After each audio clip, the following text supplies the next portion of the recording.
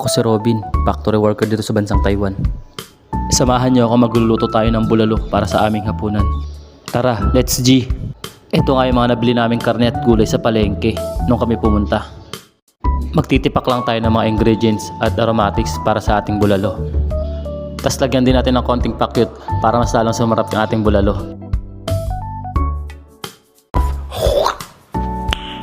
Nice.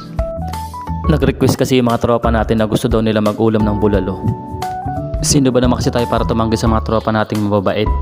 Kaya isang request lang nila, magluluto tayo agad.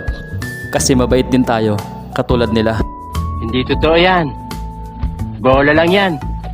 Bali kaming tatlo nga pala ang nag-share dito sa pagkain.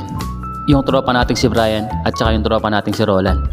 Salitan din kami nagluluto ng mga putahing alam namin. Hindi naman tayo magaling magluto, pero may alam lang tayo kahit papaano. Minsan kahit hindi masarap yung niluluto natin, sinasabi nilang masarap kasi nahihiya sila sa akin.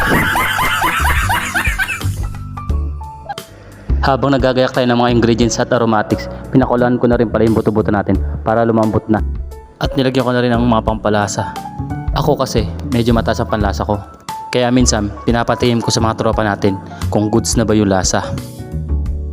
Malambot na yung karne natin, kaya nilagay ko na yung mais at saka yung patatas. Para magsabay-sabay na silang lumambot.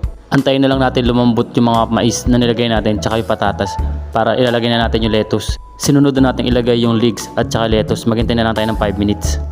Hindi na natin haluin yan. Atakpan na lang natin yan. 5 minutes later. Luto na ang mga gulay. Ready to serve na ang ating bulalo. Hanggang dito na lang ang video natin mga boss ko. Salamat sa panonood. Cheese!